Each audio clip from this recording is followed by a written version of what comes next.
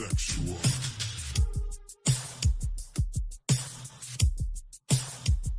Some people are straight, and some people are gay.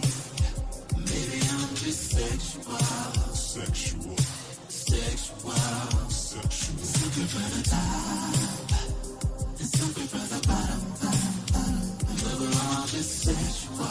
Sexual. We're all just sexual. Sexual. Yeah. Hey, we're not in the 60s, but yet we're talking about the same things. So why are we having these same discussions? It's so interesting that you find it fascinating. Who I'm sleeping with and what I'm doing. Why do we all need these labels? Your character is all that matters to me. You shouldn't let ideology and favors make you stop loving family and friends. Some people are straight. Ooh, yeah. Some people are gay. Ooh, yeah. Maybe I'm just sexual. Sexual. Sexual. Sexual. Something for the top. Something for the bottom. But we're all just sexual. We're all just sexual. We're all just sexual. Some people are straight. Ooh, yeah. Some people are gay. Oh, yeah. Baby, I'm just sexual. Baby, I'm just sexual. Sexual. Ooh, yeah. Something for the top. Something for the top. Something for the bottom. Something for the bottom. But we're all just sexual. Sexual. But we're all just sexual. Yeah, yeah, yeah. Why do we all need these labels? Is he gay or straight or somewhere in between? Yeah. Don't let ideology and favors make you treat your brother or your sister differently. Yeah. Some people are straight. Some people are straight. Some people are gay. Some people are gay. Maybe I'm just sexual. Maybe I'm just sexual. Sexual. I'm just sexual. Something for the top. Something for the top. Something for the bottom. Something for the bottom. But we're all just sexual. Sexual. We're all just sexual. Sexual. Some people are straight. Some people are gay. Some people are gay. Some people are straight. Maybe I'm just sexual. I'm just sexual, baby. Sexual. I don't need a label. Something for the top. Something for the top. Something for the bottom. But we're all just sexual. I'm just sexual. But we're all just sexual. Yeah, yeah. Sexual. Sexual.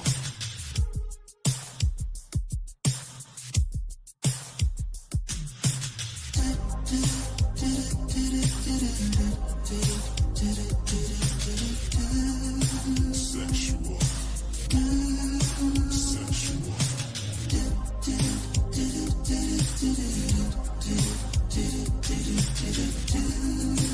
Sexual. Sexual. Some people are straight. Some people are gay. Some people are gay. All sugar. Maybe I'm just sexual. Does it really matter? Sexual. Does it really matter? Something for the top and something for the bottom. But we're all just sexual. Sexual. But we're all just sexual. Yeah.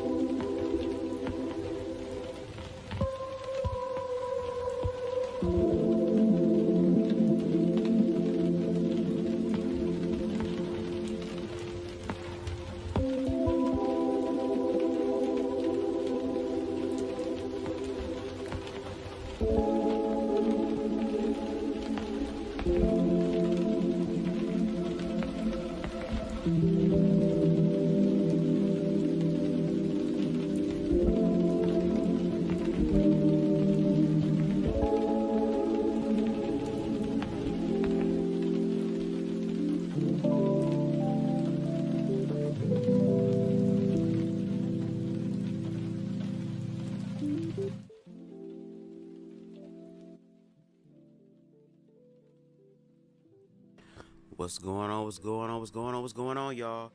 Please excuse me. My sinuses is just doing something to me. So I know I sound very icky, nasty, yucky right now, but please bear with me. I hope that everybody's doing well on this wonderful Wednesday. Again, I am going to do what I can to kind of get the rest of these chapters out. Um, I was focusing on something beforehand, but now that it's completed and it's done, I feel like now I have the ability to kind of just focus a little bit more on my YouTube channel. I know I've been doing lives consistently, but I mean as far as like things that I've started on my channel. Like I recently had somebody comment on a video I did 2 years ago in reference to Andrew Caldwell and was like, "It's part two come out. It's part two coming out." So now I'm kind of like in this reflection stage to like, do I want to pick up certain things that I started before in the past? But before I can do any of that, okay, I have to make sure that I at least finish this. And I want to make sure that I finish this book because I feel like this book, at least to me, it came at the right time.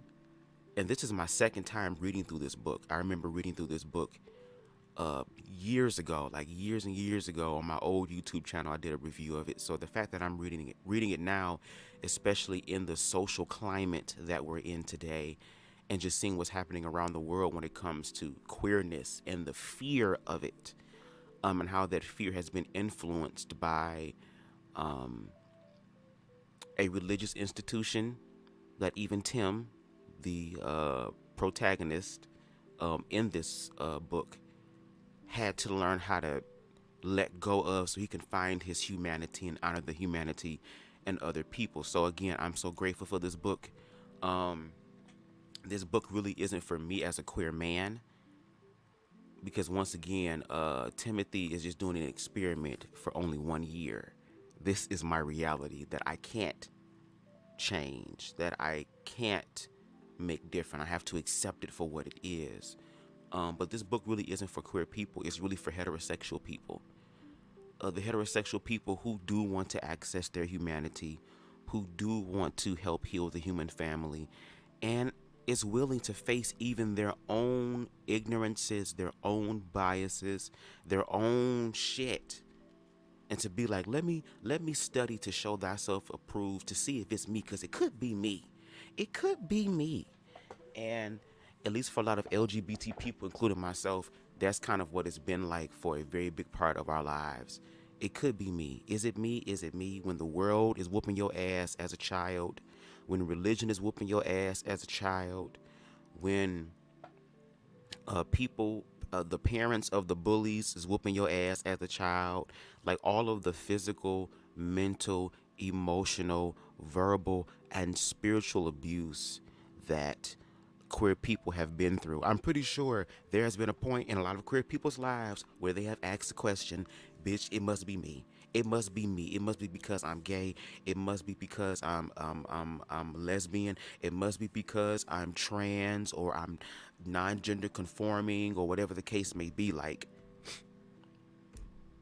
we've had those challenges, a lot of us. And I feel like now heterosexual people are having those same type of conversations within themselves. And I think a lot of those individuals are afraid of that. They're afraid of the fear. They're afraid of what could happen as opposed to what is happening. And that's why, once again, Timothy Kurek, The Cross in the Closet, I feel like it deserves a Nobel Peace Prize because this was literally somebody, and we can take it out of the realm of queerness, but just the fact that a human being is willing to evaluate themselves so they can show up as a better human being, that's the type of energy that we need more of in the world, because we already have people who are just thinking about themselves selfishly, which means that they will not even try to help anybody, see everybody as a, don't believe in everyone as a victim, all these things that are not fruitful, that are not life-giving, but to actually learn to love yourself first, to put yourself in those environments that challenge you to be better, and to actually do that to fucking become better. Okay? What's up, Donna B? And let me tell you something. Shout out to Donna B, because Donna B really was the individual that kind of really got the fire under my ass again about this um this read through, because she was like, Buzz, when you gonna finish reading? And I'm like, you know what? Let me do that. That's why I appreciate all of the individuals that come into my life. Like, I remember years ago in 2020, I said, I want to be doing this. I want to have a life where I reclaim my own time and I get to decide what I want to do with my time. And I want to have the ability and time to just create and to live life.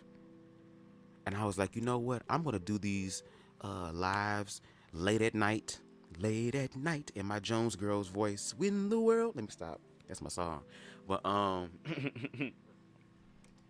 but to do late lives at night and just at random sporadic times, because there is somebody that is going to need to be it, who need to receive what is coming through me, because I'm learning more and more every day. How can I become more of a stronger catalyst for love in my own expression, in my own way? Which means, how can I show love to people but also learn to love who BubzDaGawd is, through all of his quirks, through all of his qualms, through all of his insecurities, through all of what people would consider undesirable traits? Like, how can I work through this and still see God in me somehow? And one thing that helps me and reminds me of that is that I am always and forever going to be in servitude towards humanity. A wise mystic told me, baby, when you start accepting this life and start really doing this stuff as far as a light worker and a healer and a lover and all these things, even of self, you're going to have to always be around the people. And even in my old previous jobs that I used to do, it was always with customer service, and I used to hate it so much. Like, oh my God, I gotta talk to people, because I was an unconscious empath at that time who didn't know how to handle himself. And working with the public, baby, you're dealing with the people, and I mean all different types of people. You don't know who the hell is walking through that door. I could have been entertaining, serving goddamn drug dealers, murderers, sexual abusers, all these things, didn't even know it. Who were straight.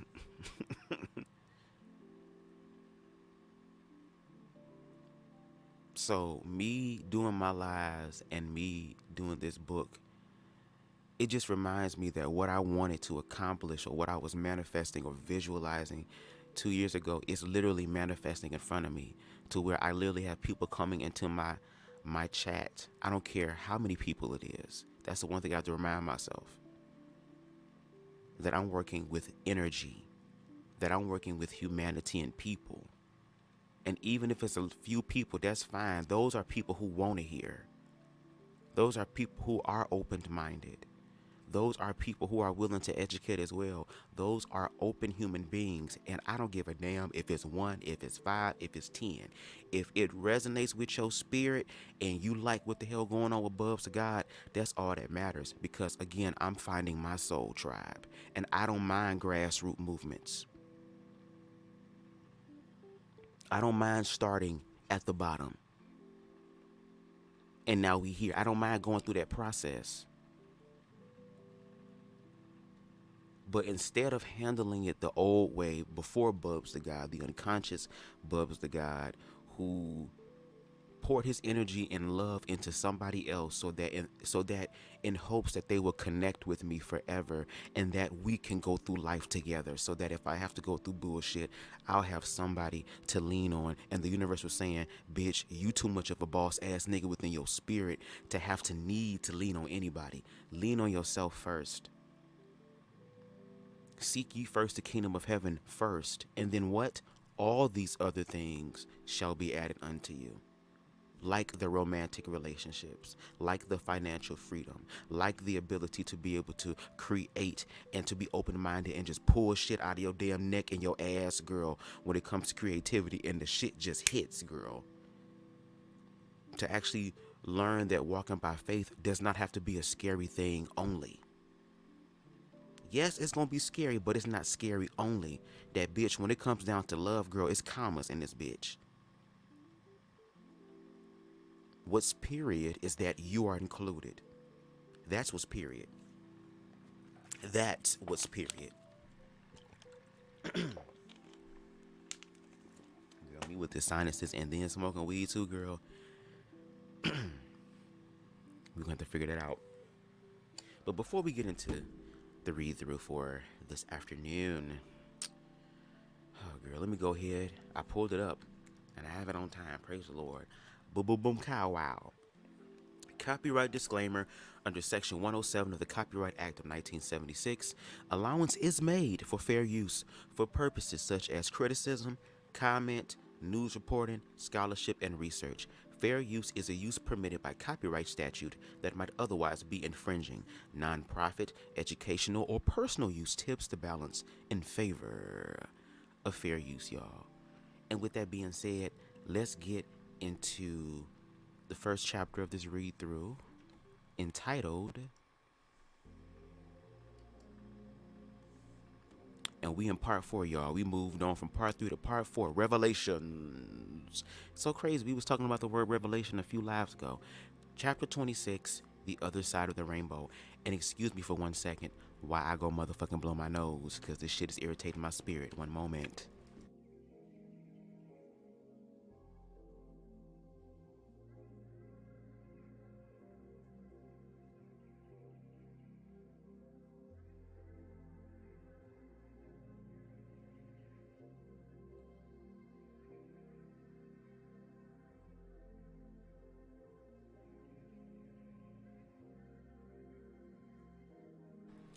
My bad, y'all. I had to get that shit out, baby. Ugh. Okay. Change is a funny thing. It can creep up on you unnoticed, or it can paint itself as vividly as the bright lights of the Vegas Strip, illuminating your steps in a tapestry of reds and blues and purples, impossible to ignore. I walk into the gay bars now like I am walking into my home, and I greet the boys like I greet family. For months, I walked into Tribe consciously, but now it all seems subconscious, thoughtless, and beautiful. It seems normal. Oh, let me loop this music, girl, because last time I was just talking, it was nothing. Every night is the same. I walk into the bar and make my rounds from regular to regular. Will gives me a kiss on the cheek and asks me how I'm doing, and when I answer that things are great, I feel warmth radiating from inside, from knowing that I am being honest. You know, things that used to bother me, like seeing two guys kissing, aren't a big deal anymore. Nor is the flirtatious banter from men I would have recoiled from only a few months ago. Just like how straight niggas be catcalling women. How it feel, the mirror. Now y'all being catcalled. Now you got men out here talking about, damn, you thick. You receive what you put out. Be conscious of what you think and what you do. Okay? I feel a deep and calming peace. I mean, I still have questions and concerns, but I no longer see these men as my enemy or the enemy of God. They are just people, like me, as unique and gifted as any other individual made in the image of God. On the other hand, walking into a church feels as natural as walking into oncoming traffic. It is Sunday morning, and I am attempting to visit the same local megachurch I went to in spring. Not long after the service begins, something horrible in me is confirmed. The band plays their cheesy music, and with every strum of the guitar or head dip from the drummer getting into the spirit, I snicker and sneer and wonder how many of them are living in the closet. I laugh at the keyboard player as he plays the same 3 ambient notes while the praise leader gives us fortune cookie thoughts for worship. Damn.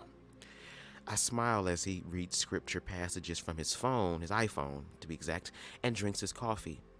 A true hipster wannabe. I laugh at the lighting and the decor. Why are all of these churches decorated in the same cookie cutter way?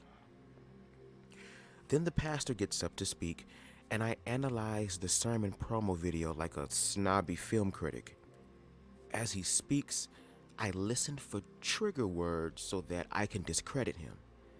I make a mental list of possible topics or phrases that will piss me off enough to leave and protest.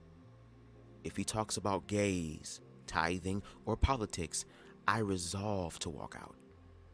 Not because I would be genuinely offended, but because I want to dislike what he has to say. I want to dislike him, even though he has never been anything but kind to me. I dole out judgments indiscriminately. I feel like I'm better than these people. My heart is hard. It is bitter. I feel judgment welling up inside of me. I view this church the way I would have viewed a gay pride parade before any of this happened. And then the pastor begins speaking about fear. He talks about how these are times in our lives, we pass up opportunities for a relationship because we don't know how to accept someone who is different. He asks whether or not we are versatile in our adaptability with these people God places in our lives. I can say that my acceptance of gays and lesbians feels somehow full, but this new inability to tolerate Christians suggests that I may have strayed into yet another unhealthy extreme. Ooh. The pastor says that hate is not the root of the ever-widening gap between Christians and those outside of our bubble, but fear is. Fear. Pure, unhealthy, destructive fear. And he's right. I have spent most of my life afraid, and even now I'm afraid. Why am I so afraid? Why can't I just love people? Why can't I just accept people? I feel angry. I feel overwhelmed and disgusted, overcome by frustration. I look at the Pharisees, and his face betrays a twisted measure of triumph. Now, who's the Pharisees? Me.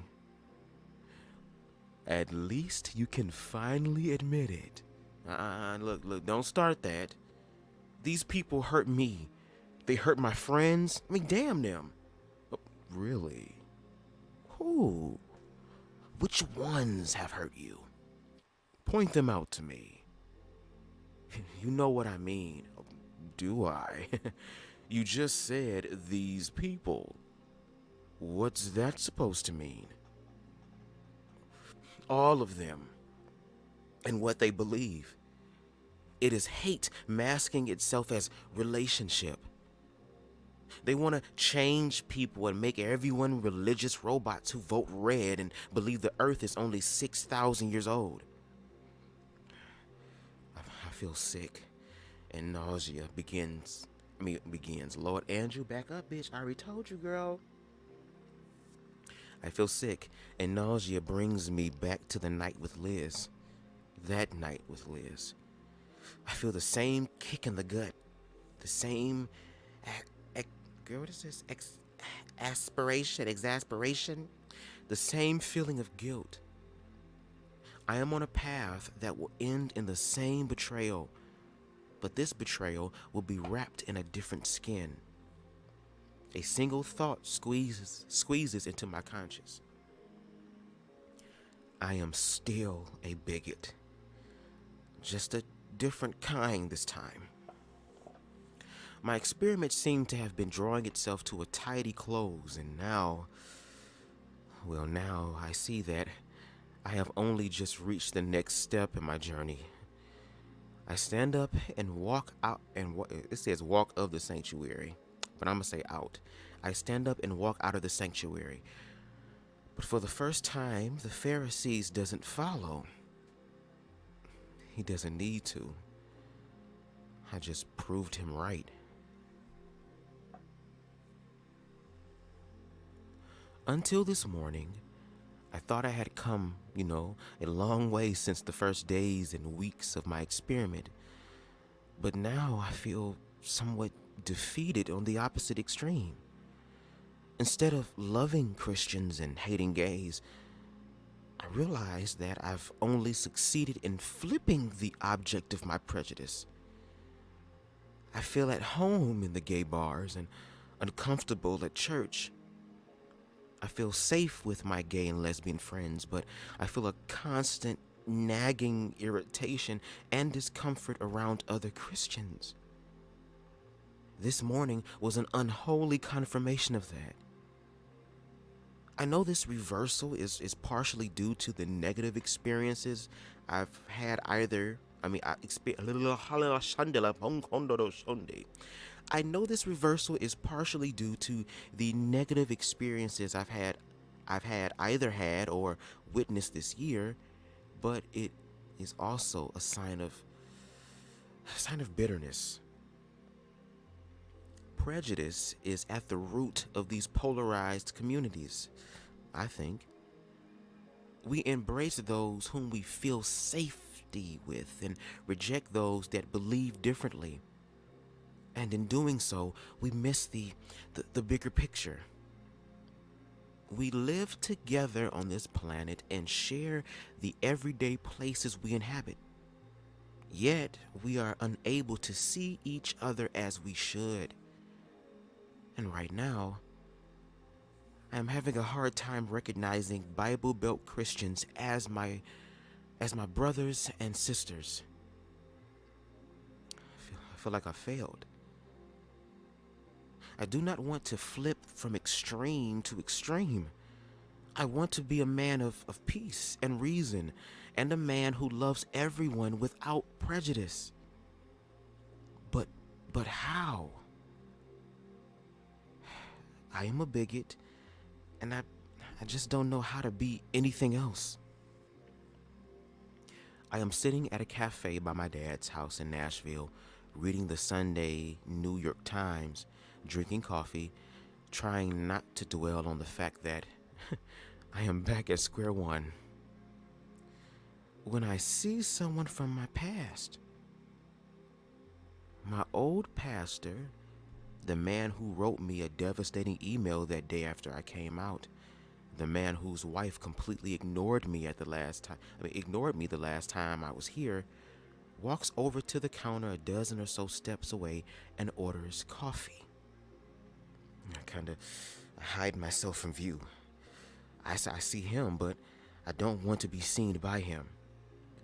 As I hide, adrenaline begins to pump through my body, and a barrage of emotions resurface after months of trying to bury them. I feel anger and hurt, but mostly, I feel fear. Why am I afraid of him? Is it because the last time I saw him and his wife, she completely ignored me? Is it still the email he sent? I remember his email as if I read it yesterday. I think it was one of the most hurtful things that happened to me in the first weeks of my experiment, something I still haven't allowed myself to process. I have been too busy to process it anyway, and now, here he is, only a few feet away and alone. I feel bitterness as I watch him joke around with the barista, and I know that my bitterness isn't right, even if I do feel hurt by him. I look at my Pharisees, and his expression is telling. You've wanted an opportunity to be a man of peace, and here it is. What are you going to do? Hope that he doesn't see me? That's it? Yeah, that's it. And there you go. Proving once again that you don't get it. Proving that you are just as much a hypocrite as ever. I mean, but I looked up to him. And he let you down. Yeah, more than let me down. He made me feel alone. I knew he wouldn't be happy. I knew he wouldn't be happy I was coming out, but did he really have to be so impersonal? Ah, now I understand. You love those who don't hurt you, but you don't have to love those who do. That's not the way it is. But I'm not going to talk to him, at least right now. It's not the right time. Excuses. I thought you were, better than others. Enlightened, even. Maybe I'm not. Is it possible that you want to have a grudge against him because it gives you a villain? You're wearing your hurt like a badge of honor, as if it gives you credibility in this experiment to have faced persecution. I mean, doesn't it give me credibility? No, it doesn't. But how you respond to it, that does. I look back towards the counter and see him signing his credit card slip. Without seeing me, he turns away and walks out the door, fumbling in his pocket for his car keys. I watch him walk away as if in slow motion, each step he takes an abundant opportunity to run after him and talk. But no, I refuse to talk to him. He's the last person I want to talk to right now. One step forward, two steps back. I mean, shut your ass up. But the Pharisees is right. And I don't like what he's saying. I want to hate him too, but I can't. I want to discredit everything he says so I don't have to step farther outside my comfort zone, which, ironically, now excludes the church I was a part of because if I have learned anything this year, it is that living, lower Andrew, back up, itch. It is the fact that leaving my comfort zone is the last thing that I want to do. Life has a funny way of teaching us things. I think the obstacles I will face tackling my bitterness against conservative Christians will become more difficult, even than tackling my hatred of gays. Why? Because the way a lot of Christians practice their beliefs, the way I always practice my beliefs, hurts people. It hurts me now. Maybe I never truly did leave my comfort zone.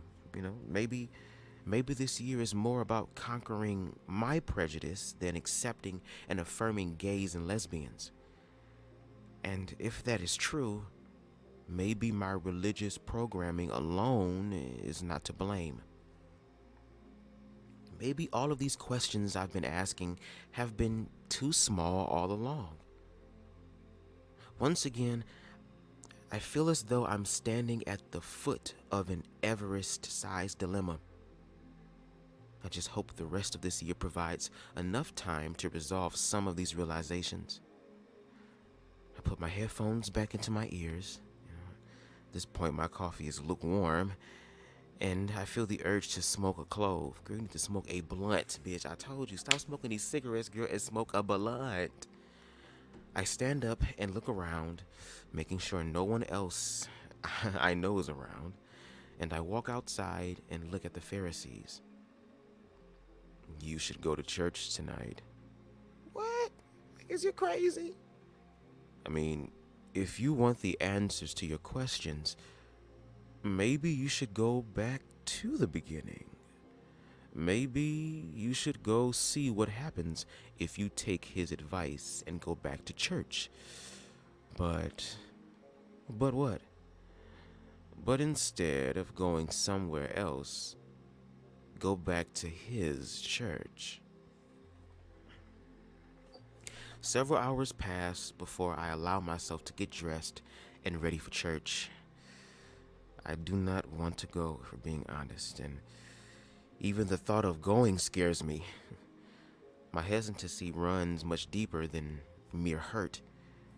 I really don't want to be around people who believe I am unnatural and vile because they think I am gay. I mean, who would want to purposely surround oneself with people who vote against equality and think that just because you are interested in only the same gender means you're also, at best, a pervert? I know gays and lesbians who attend conservative churches, but those people are, in my experience, the minority, and they usually have a deep attachment to their church because of family or friends. Maybe I would be less vexed if somebody in the church had noticed my prolonged absence and sent me an email or a text message. But that is the past now. And even though I would rather do anything else, I know I am supposed to confront this anger inside of me. The drive to the church is a short one, not nearly long enough for me to mentally prepare. I park and lean against my car and smoke a cigarette, and I pray. Ooh, Lord, help me, Jesus, help me to love these people too. Help me to love everyone, Jesus, because I feel conflicted. I don't want to go inside even though I know I need to. I have had these feelings before, this apprehension. It was the first night I went into a gay bar. I was so nervous, my body was shaking. Now I feel as if I am in some bizarre alternate parallel reality that is somewhat opposite, but the same, yet parallel. I look up and see the steeple of the church. It looks as foreign as the club lights did back in January. The church clothes people wear as they walk into the sanctuary seem as alien as the drag queens were that first night. I am a different person, that much is clear, but I still seem to build my comfort zone on the extremes, and the exclusion of the other side is unacceptable. It is possible to readjust again? Is it? An old friend sees me standing by my car and runs over to greet me. The smile on his face is enormous, and it warms my heart. Tim Kurek, how are you doing? He ignores my outstretched hand and pulls me into a hug. Oh, man, I've missed you, brother. How are you? I'm doing well. How are you? I say, somewhat shocked by his genuine greeting. I'm doing great. Man, I've missed you. He's always been a good friend, my friend, and standing with him makes me realize how much I've missed him, as well. It feels odd, though, like wrong somehow. How can I miss someone who hasn't tried to reach out to me? How can I feel a connection to someone who thinks of me as an abomination? Yeah, I missed you too. It's been too long, I say, feeling awkward. I mean, come on, let's go inside. Everyone will be happy to see you. Sounds like a plan. I toss my cigarette and reluctantly follow my old friend. Walking inside the small building is painful. My heart feels stressed and it aches with each breath. I feel guilty for being here, like I'm betraying my new friends. By re-entering this place, I feel like I am condoning the attitudes and belief that have hurt so many. But I have to go inside. I have to understand why I feel so angry at these people. Until I took my first two steps inside the church, I didn't understand just how hard my heart had become. But as I confront my own bitterness and feel it tangibly for the first time all year, I am overwhelmed. I look around like a stranger and I feel like one even more. Very little has changed here, you know. I walk forward through my sanctuary and set my messenger bag on a pew. I wait for my old pastor to see me, and when he does, the look on his face is one of shock. He looks happy to see me, but pained at the same time. I memorize that look. It burns into my memory. Tim, it's good to see you. It's been a long time. Yes, it has. How are you? He asks, still surprised by my sudden reappearance in his church. Never better, actually. This year has been a good one. Well, I'm happy you're here. We'll have to talk after the service. I look forward to it. I shake his hand and feel mixed emotions. I am happy to see one of my old mentors, but I cannot forget his email and how much it hurt me. I sit down in the pew, and after saying hello to several other parishioners, everyone seems to be looking at me. How many of them know I came out? How many understand why I left the church in the first place? Maybe the pastor didn't tell them, but surely, word got around.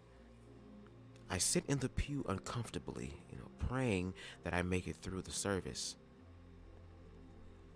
During worship, I think back to that room of people in the community center being led in worship by the drag queen, Jesus in drag, singing the same songs we are singing now. I sing with them in mind, and it makes things easier. It is easier because I feel more mindful of my faith. The body of Christ has gotten a lot bigger for me this year. I know I can't discredit others' faith the way I used to. I wish the people here could see what I've seen, and I wish they knew how much in common they have with people they refuse to acknowledge. The music ends, we sit down, and the pastor gets up and starts preaching.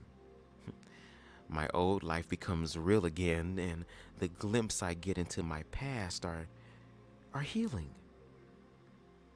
The Pharisees is right. I have thrown the baby out with the bathwater. See, I'm trying to throw the whole thing out with my words, and call it back up. I have thrown the baby out with the bathwater, and it is humbling to think that not everything I was part of before all of this was bad. Andrew, I know we talking about the church, girl, but I need you to back up off my tongue a little bit. Thank you. I had forgotten how at home I always felt here with these people, and I wish I could combine both my lives, impossible as that would be. The sermon ends and the pastor explains communion. I sit as everyone walks forward and participates in it. I don't.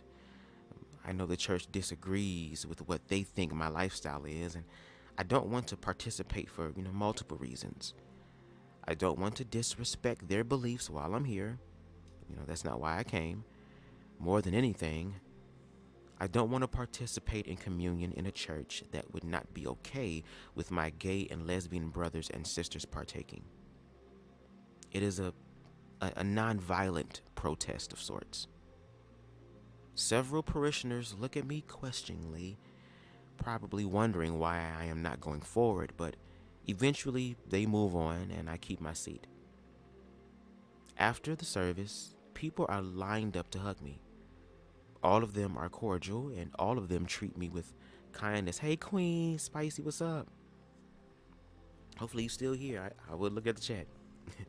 Once again, I am convicted, remembering what I have thought of these people since I came out.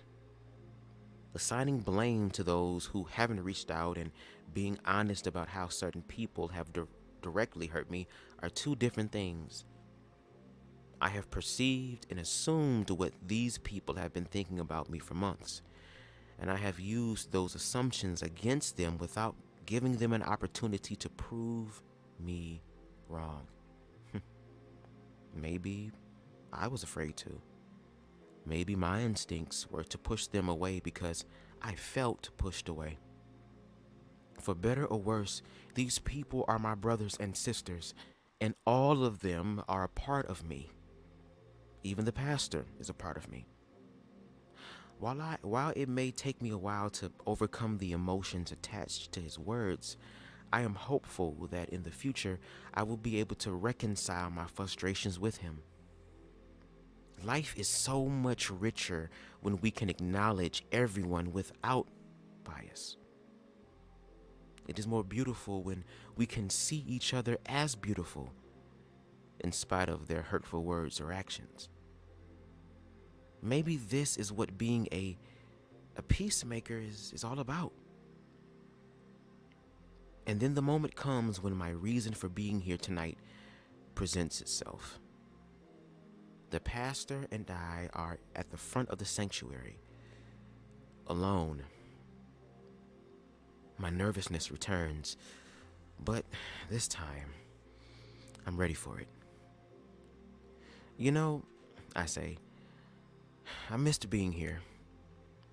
I feel like I left a part of myself here when I left.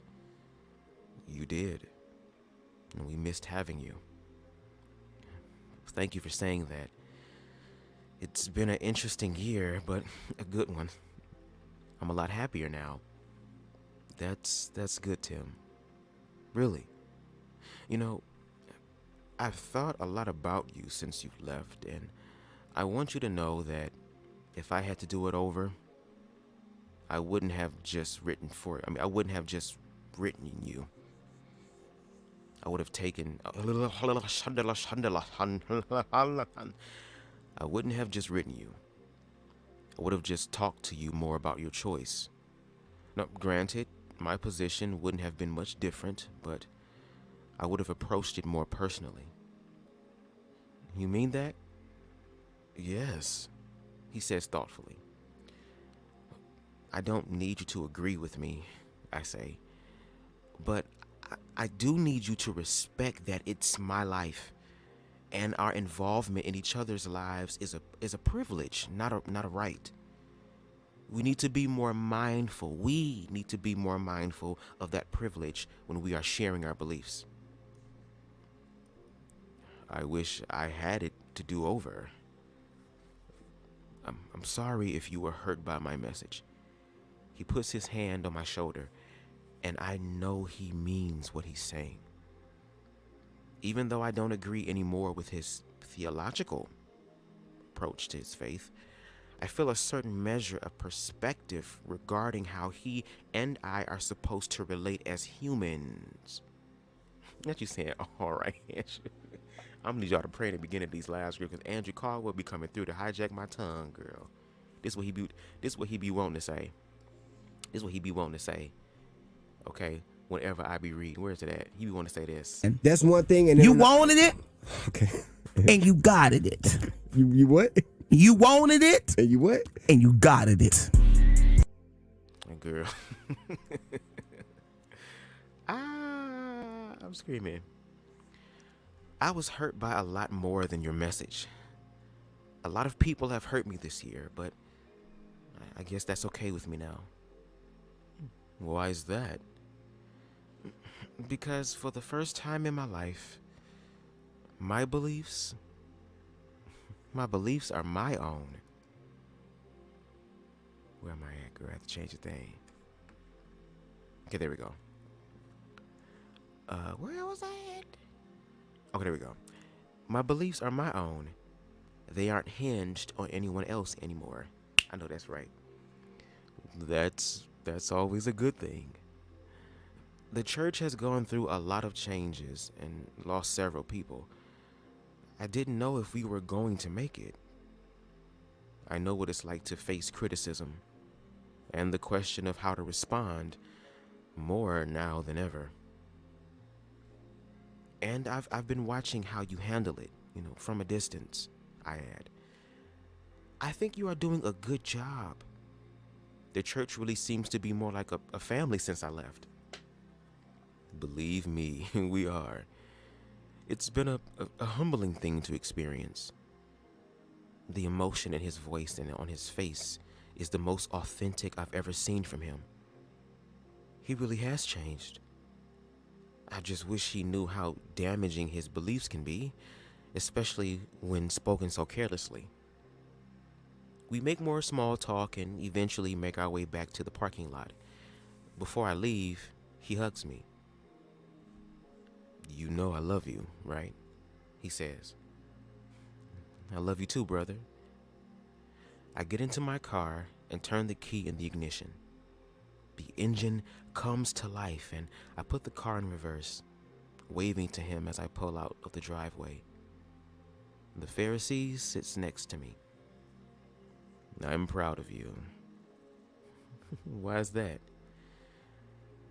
"Because you'd forgotten that Christians are people too. And now you remember." Yes, they are people. But I won't forget how much pain they can bring by carelessly judging other people. Everyone causes pain. Everyone hurts everyone else. It's a fact of life. A sad one. I can see that, I guess. Think you'll ever go back? Not this one, my friend. Unfortunately, I was only meant to be here for a season. It'll probably be a long time before I'm comfortable at any church again. I will always do my best to follow God with my life, but being part of brick and mortar church doesn't appeal to me at all. Fair enough. I drive back to my dad's and sit in my car for an hour. The sheer number of thoughts and emotions I feel make going inside impossible.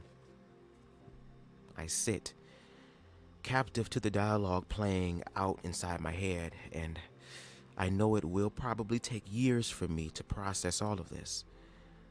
But tonight was a good step, a good first step. Tonight, I got to confront hurt and encourage a brother, my brother. I am starting to believe my past was necessary so that I can be the man I am becoming. Everything really does have a reason, even if we don't understand it until years later. And ladies and gentlemen, that is chapter 26. That was kind of lengthy. The other side of the rainbow. And you know what? It takes into perspective what I said earlier when I said this book. Now, I'm not going to lie. I do kind of stand by some of what I said. This book really is to help heterosexual people. With being a queer person and then reading this chapter, it also reminds me on how important and imperative self-love is, because when you love yourself, you start to see yourself as human. You start to see to love you past your mistakes and your shortcomings and your ego moments and all these things that still make you human. And when you do that, you're able to share that same love for other people, even those who don't agree with you. Even with me on TikTok, me deciding to do commentary on queerphobic stuff and to enter into queerphobic spaces, it gives me the opportunity to humanize people who don't humanize me.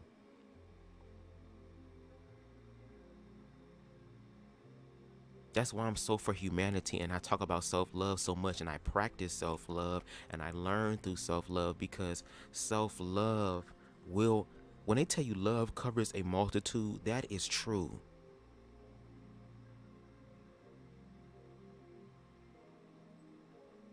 Because there was a point in time when I left church that I was doing everything that I could to prove the church wrong, and was using hurt and pain as a way to justify it, because yes, I was hurt.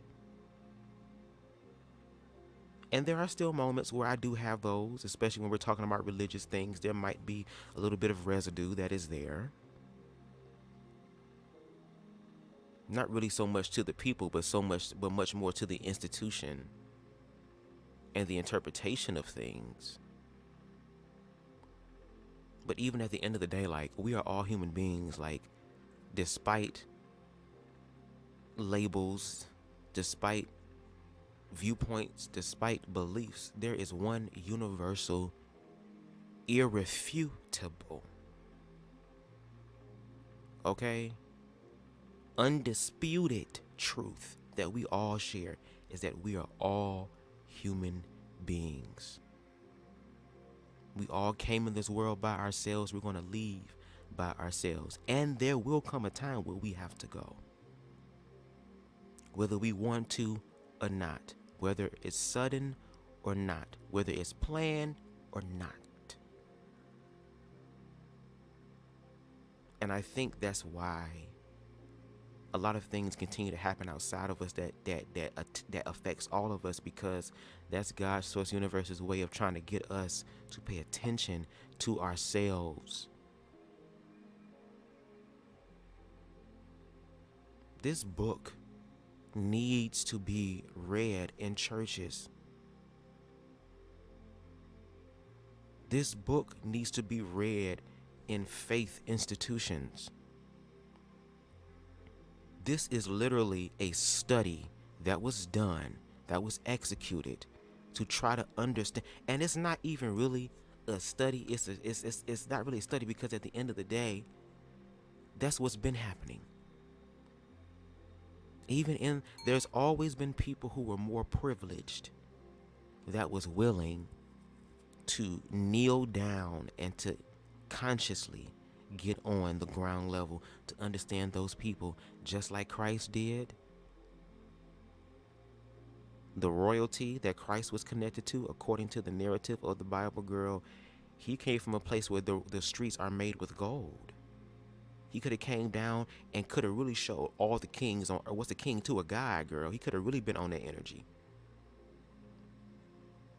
But Christ came down in the most lowliest of ways, and even with his works descended into hell, into the lowest vibration of hell, to say that now there is no excuse.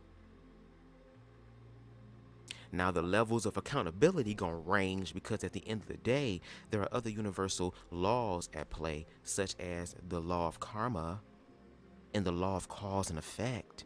So there's going to be some sort of universal repercussion that has to happen. It is what it is, no shade.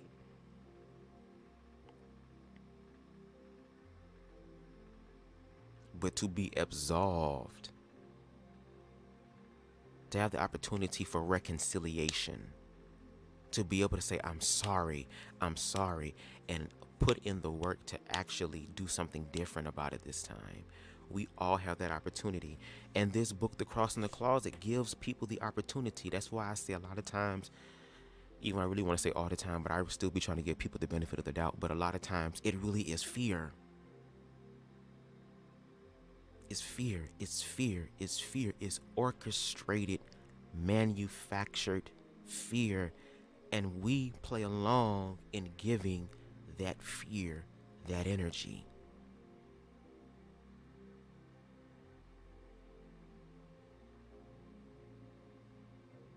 We actively play a role in that. Consciously, unconsciously, we do that.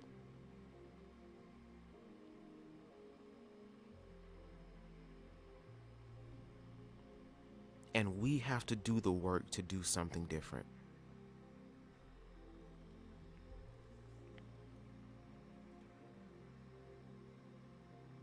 Again, we live in the information age, so we get to see a lot of people projecting their pain instantaneously, all the time. All the time.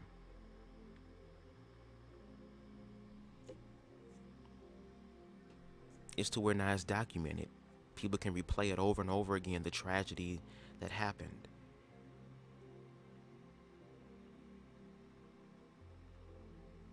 Love is definitely in need, and it starts with us. And the more that I read books like this, the more that I study to show thyself approved, the more that I face my own individual, unique fears that are to me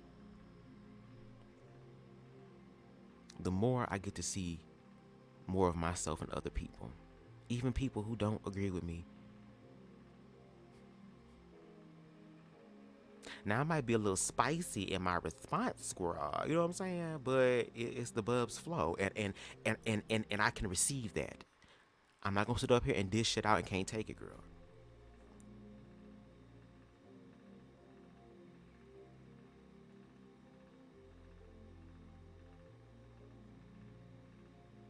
That's why I was low-key disappointed for a moment.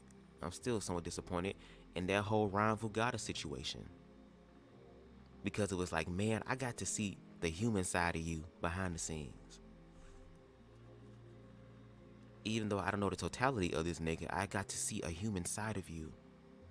Conversations on the back end, girl, for hours and hours and hours and hours. One of them was almost 8-10 hours with the conversation. And it was like, man, I wanted you to bring that side to the conversation. The humanizing side. But when he didn't bring that humanizing side and he just stuck to his stuff, it was like, come on, man. Come on.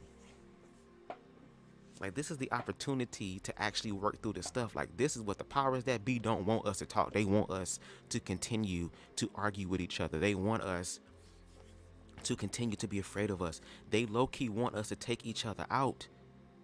They want us to do their job for them.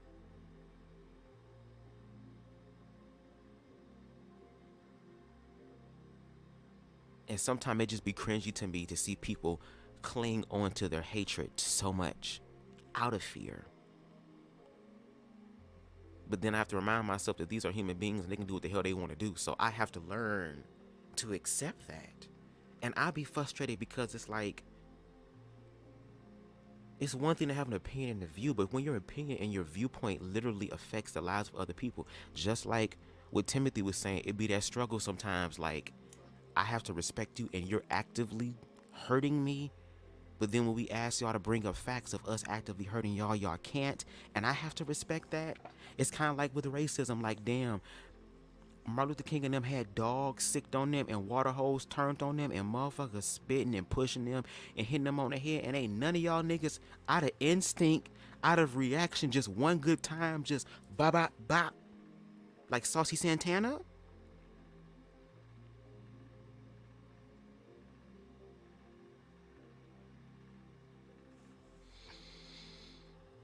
Welcome to life, girl. A wise mystic once said, girl, once you start this self-love work and you be serious about it, girl, and you see how life is different, you can never go back. There's not a choice. The only other choice is death, girl. It's like running away from the plantation, girl. Once your ass run away from the plantation, girl, you have to make a choice, girl, because now when your ass run away and you hear them dogs barking, them bloodhounds, rah, rah, rah, rah, rah. When you hear them motherfuckers coming and you see that motherfucking fire and shit in the distance, girl, chasing you, you have to make a choice. Ain't gonna be no, oh no, I'm playing. And that, oh no, I'm playing. I was just playing energy can fuck it up for everybody else.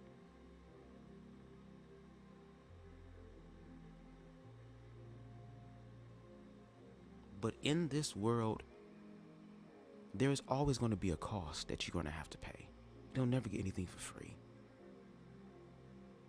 And what is going to cost you your freedom is your damn life, the old one. That's why Christ was talking about reborn, being renewed. You got to be reborn again. You have to die to your old life. And it took me damn near 31 years to shed like a fucking butterfly. A nigga going through another cocoon phase, girl. I thought, girl, I'm on the expedited version, girl.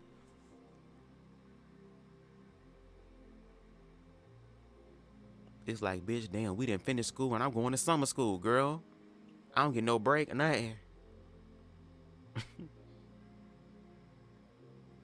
And I understand Spicy. I don't know if I'm that strong. And that's why, and look, I'm not mad at that because there are some areas where I feel like I'm not strong at either.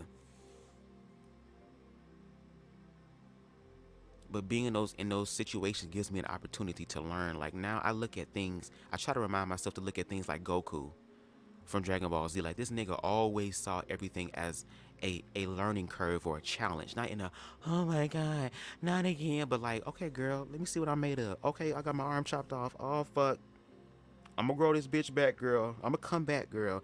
And then when I come back, what did he always say all the time when he defeat his enemies before he fuck them up? I want to say thank you for teaching me what I need to be taught.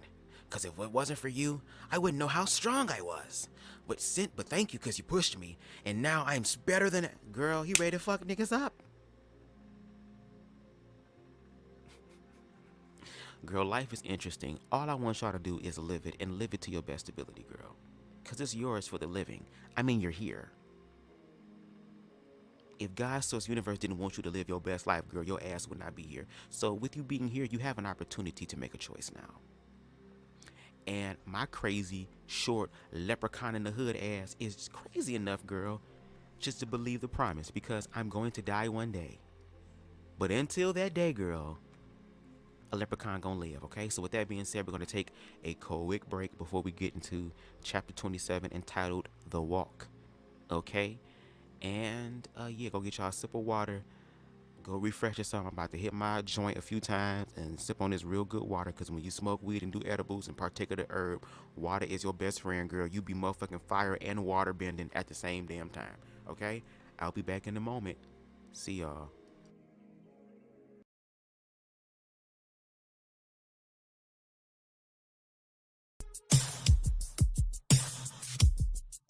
Sexual.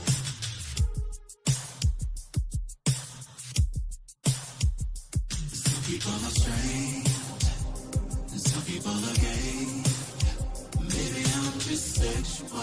Sexual. Sexual. Sexual. Something for the top, and something for the bottom.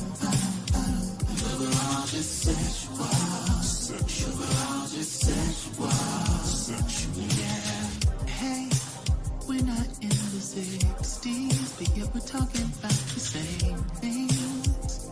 So why are we having these same discussions? It's so interesting that you find it fascinating.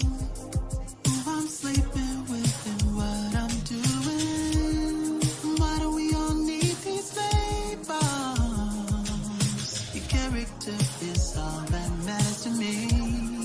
You shouldn't let ideology invade us. Make it stop loving family and friends. Some people are straight. Ooh yeah. Some people are gay.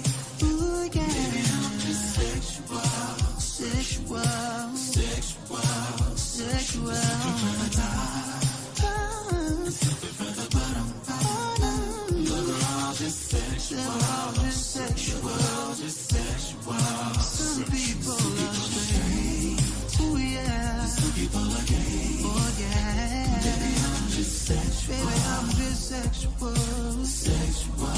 Ooh yeah. Something for the top. Something for the top. Something for the bottom. Something for the bottom. But we're all just sexual. Sexual. But we're all just sexual. Yeah, yeah, yeah. Why do we all need these labels? Is he gay or straight or somewhere in between? Yeah. Don't let ideology invade us.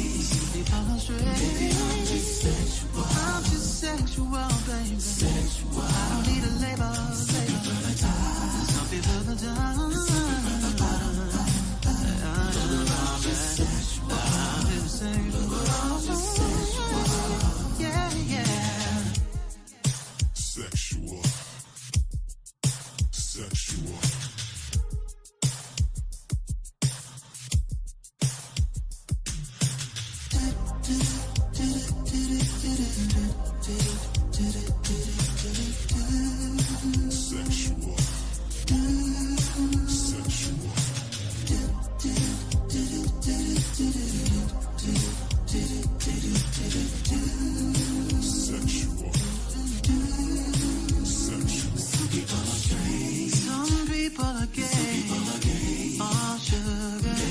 Does it really matter? Does it really matter?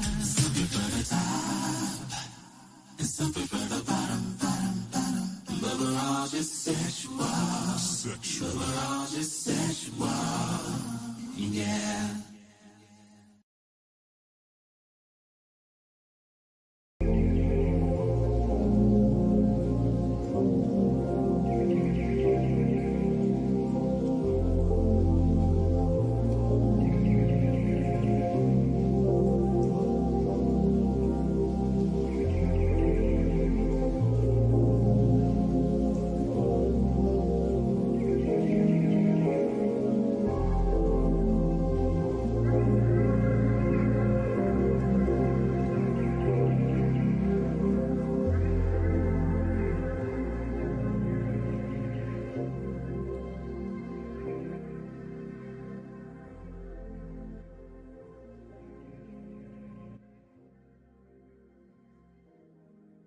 All right, y'all gotta excuse me.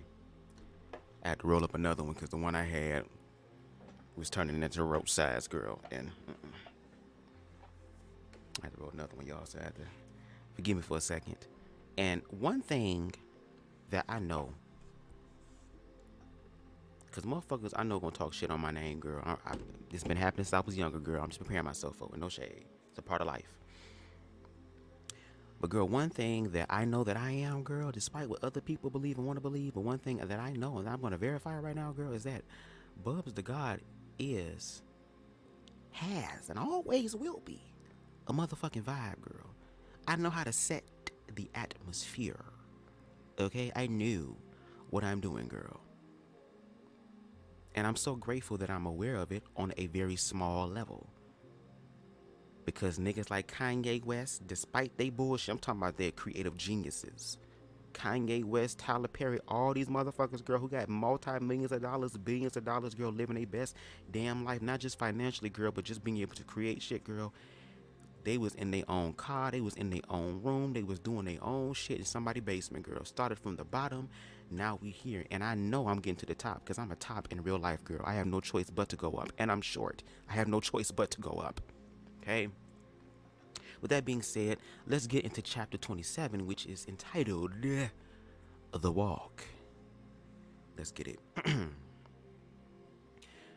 I have never been one for causes, never thrown myself behind any cause other than the church. I looked at organizations as crooked, misdirecting money, cheating the people they claim to serve. I have been skeptical. But when a friend asked me to walk in the Nashville Cares AIDS walk, I thought back to New York and the homeless man I saw covered in lesions indicative of the virus. He was a skeleton covered in paper-thin skin, barely able to hold his cardboard sign that reads simply, "Please help me eat. I have AIDS." I thought back to this man, sitting in a stairwell covered in pigeon shit. This man created in the image of God. And I told my friend I would most definitely join him for the walk. When Nashville Cares, emailed me the information about the walk, I scanned through the materials looking for the gay message. Years in the church had taught me that AIDS was a definitively gay issue, and some went so far as to say that it was a terrible punishment from God for men engaging in anal intercourse. But when I looked through the packet, LGBTQ plus folks were hardly mentioned. What was highlighted were that What was highlighted were the many ways that AIDS can be contracted. While I read, I began to see the big picture. AIDS is a devastating virus that kills people, gay and straight, every single day, okay? AIDS is the enemy, not the people with AIDS. I feel guilty for avoiding the epidemic by turning it into a gay issue. I drive downtown to the site of the walk, park, and people watch as rain turns the grounds into a thick pit of soft mud. Even though I was only able to raise $100 for the week for the walk, I feel good for having been able to raise anything, and I feel good about this walk and this cause. I'm a tiny piece of a much larger puzzle here, and as I stare at the people walking back and forth, families and friends, all smiling, I realize how beautiful the puzzle is. It feels beautiful, like life feels beautiful. To see so many come together for a cause, and to know that this whole thing is still just one city doing what so many others across the country are doing today as well, makes me feel hope. By the time I reach the registration tent, my shoes are caked with mud. It is a thick southern mud left by a thick southern rain, and even though everywhere I look I see cold, wet faces, everyone looks happy. Name? The man asks me as I reach the tent. Tim Kurek, I say. Hello, Tim. He is welcoming. It says here that you raised $100 for the walk. That's great. Are you excited? Very. It's my first time here. Well, thank you for helping us out. Without you and everyone else, we'd be even further from finding a cure. He hands me a bag with a bumper sticker and AIDS ribbons and also a t-shirt, excuse me. A t-shirt? Wow, that's cool. Yep. You also get a water bottle with a ribbon on it. Have a great walk. He smiles, and before I step away, he's greeted by the next person in line. What a nice guy. I reach the main stage area and look around. Everywhere I see tents from local businesses and organizations. It's eye-opening to see how many groups in the community came out to support the cause. I make my rounds from tent to tent and see the many business present. Andrew.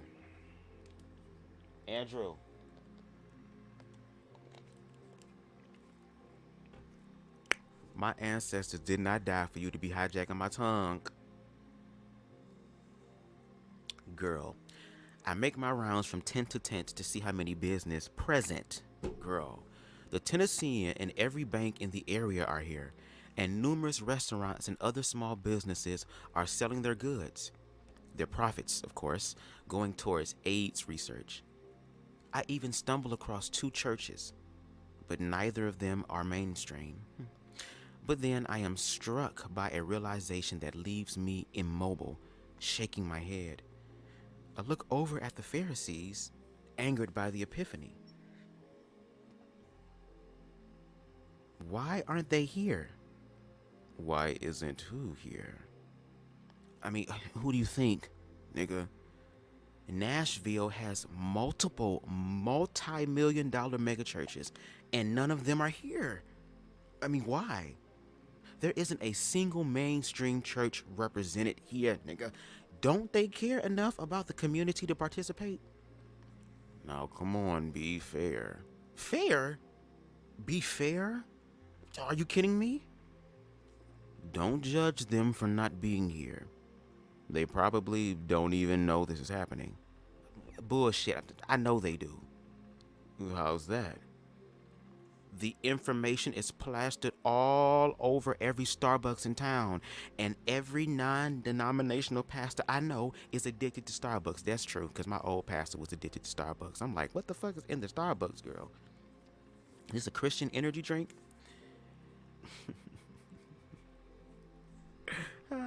Still, don't dismiss them.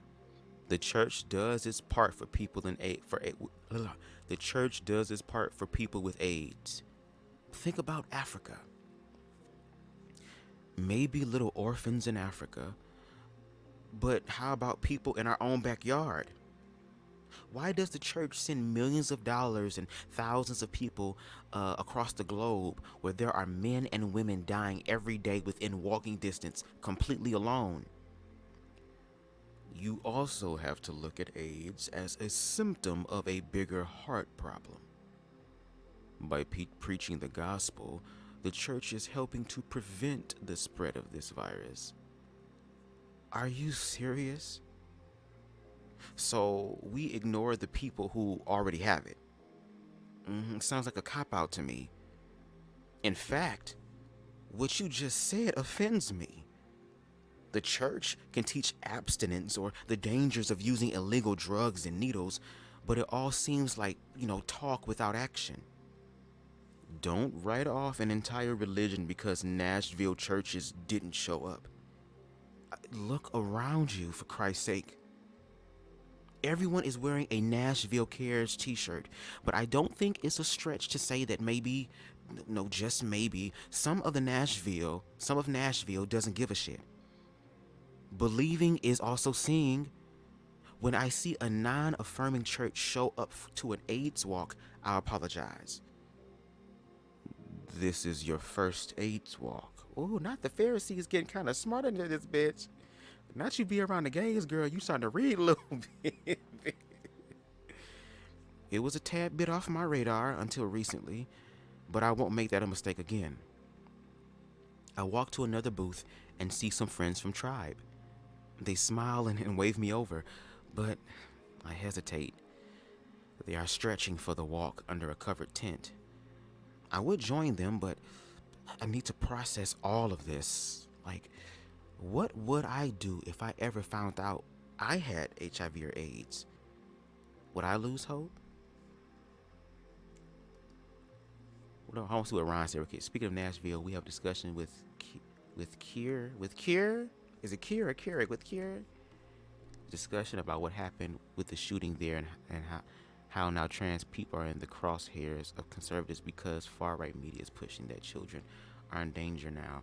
Oh, we can talk about that afterwards if you want to after I get done with this chapter, because this book is talking about dealing with fears, and what you just spoke is now a fear tactic being used. I've even seen that on Twitter where people were saying, oh, that's the most accurate thing that I can, that the media has said so far. It's like, we got to find a way, girl. Like, we need to find the people who are conservative and other people who are all around just the human experience, who are open-minded. Like, they're willing to bring their talking points, but they're also willing to say, you're right. You know what, I can see that. Like, we need those people. All the fear-based people, they can go keep doing what they're doing as far as fear-based, because the universe is going to have to deal with fear-based energy. But for those who want to learn, for those who want to understand, we need to find a way to connect with them. That's why I'm saying y'all need to stop sleeping on weed, girl. I feel like we literally are entering back, and I'm gonna go back to the thing, I promise, because we won't finish this out. But girl, let me finish, and we can talk about that. Girl, Ron got me started. Now, if only the other Ron was acting like this Ron in the comment section, I feel like we would have gotten so far. No shade. Let me shut up. Okay. Please stay in the chat. I mean, in the live if you can, Ron, because I want to speak on that and I want to hear everybody's viewpoint as well. And yes, make sure y'all welcome Ron into the building.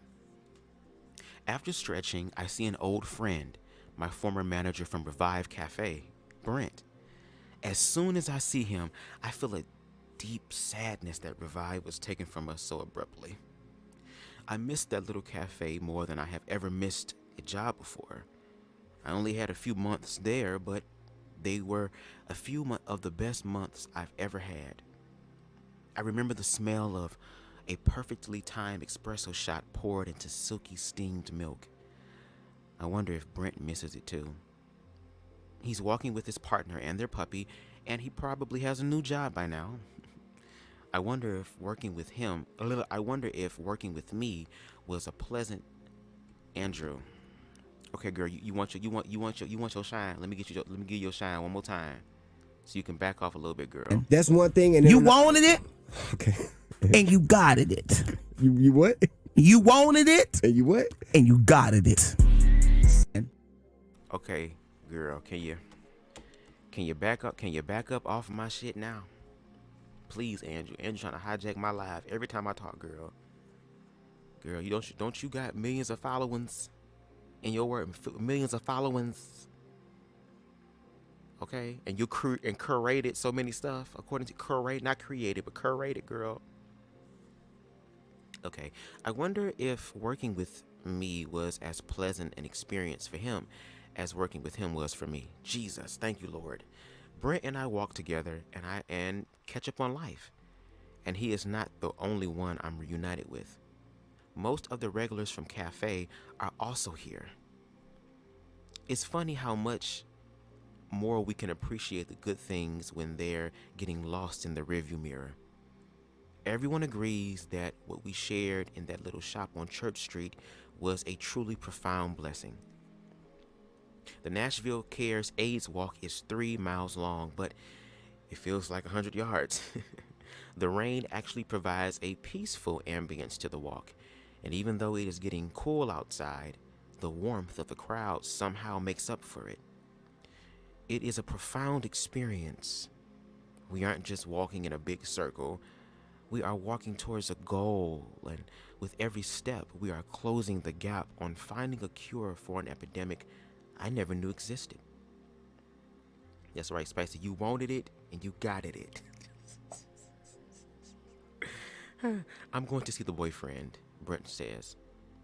It was great seeing you, I say. Bitch, I love you, he says as he walks away. Bitch, I love you too. Girl, it's weed. Brent rejoins his partner, and I see another regular from the cafe and decide to walk with him. Jonathan, it's so good to see you. I haven't seen Jonathan since opening day of softball. He was on the travel team this year, so we never had the opportunity to play each other. I gave him a tight hug, and he kisses me on the cheek. Tim, how are you?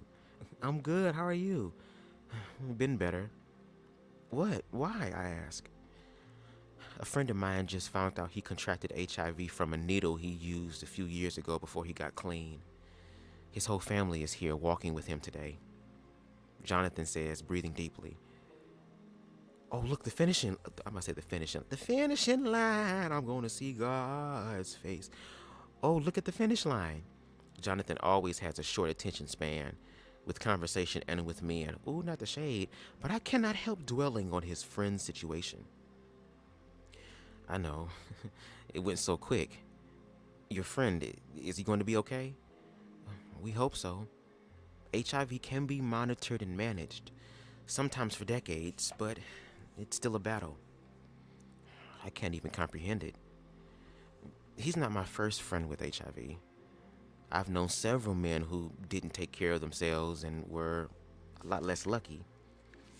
Every time one of them passes, I feel like a part of me dies with them. But listen to me, I'm probably depressing the hell out of you. So sorry, we're young. You won't, and you're young, excuse me. You won't have to see what I've seen. The 80s and 90s were tough. At least we're raising money for the research.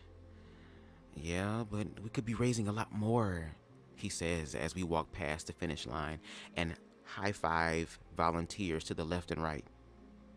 How so? I ask, taking a bottle of water and an orange slice from another volunteer. I mean, look who isn't here. No one from my church or any of the major churches, for that matter. Do you know how efficiently churches can raise money? Could you imagine how much we could raise if we were committed to finding a cure, together? So you noticed. It's hard not to notice. I guess they won't be passionate about AIDS research till they find out their kids or brothers or parents have it. Then they just try to stop them. Excuse me. I thought the same thing. Well, I'm going to meet up with my friend's my friend's family. Pray for him, okay? I know you're the one. Oh, girl, Andrew, girl, I gave your shit. You said you wanted it and you got it. I know you're one of the Jesus people. He hugs me and kisses me on the cheek again. I just need to slow down with reading because I be reading so fast, girl. My tongue be trying to keep up. Will do. See you later. Jonathan walks away and I feel the same anger from earlier. Just worse. It is worse because it's not just me that has noticed the absence of my old community. Other people noticed it too. And those people have less reason than me to defend the church.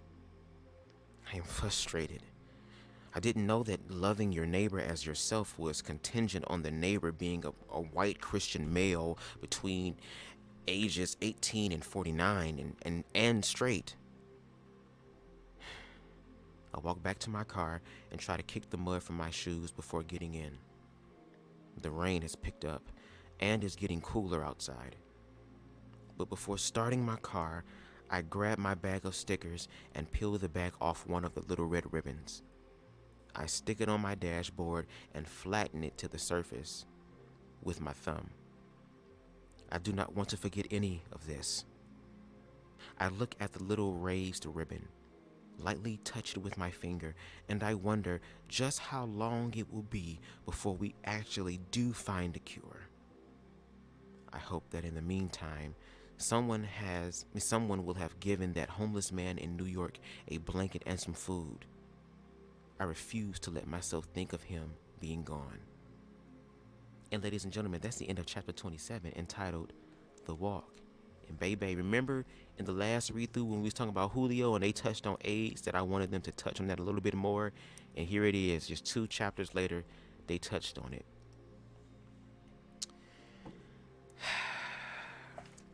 This book, and that's why I want a lot of queer phobic people, and I say, and we also have to deal with the fear of queer phobia. Like, stop demonizing the word queer phobia. Phobia is in the word. It's a fear of, a fear of, a fear of, a fear of.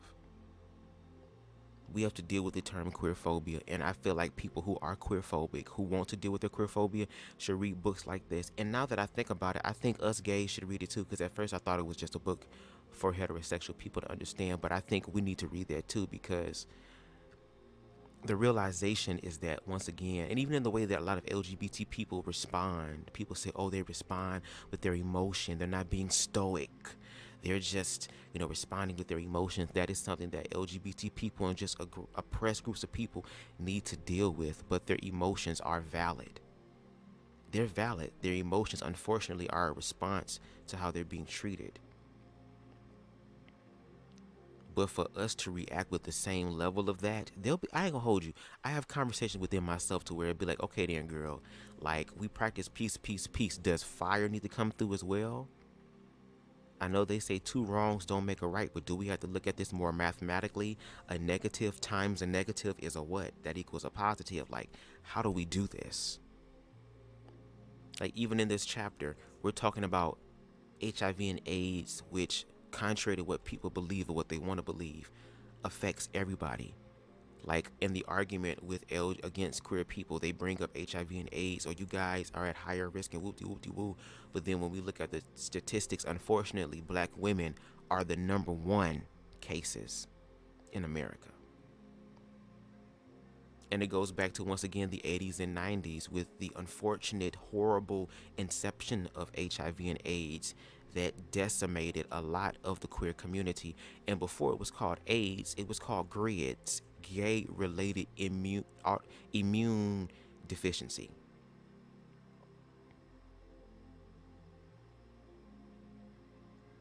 And how they're raising money, how Timothy this whole week was able to raise $100. Meanwhile, they raising thousands of dollars by passing the collection plate.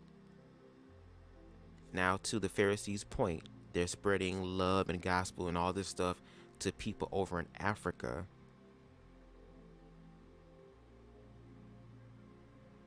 But do you think there's a way to allocate that to where half can go to outside of us and half can go inside as well? Especially when you're asking these people to give of their money. Again, seeing is believing. So there has to be a point in time where we have to see some sort of manifestation. And according to the scriptures, it says you will know the works by the fruit that it bears, that it produces. So there has to be some fruit there.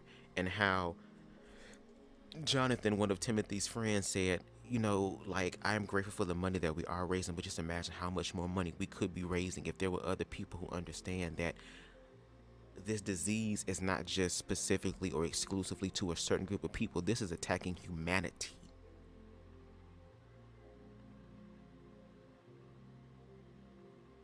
And again, fear, fear, fear, fear, fear, fear, fear, fear, fear, and how deeply ingrained fear is in all of us. It's in all of us.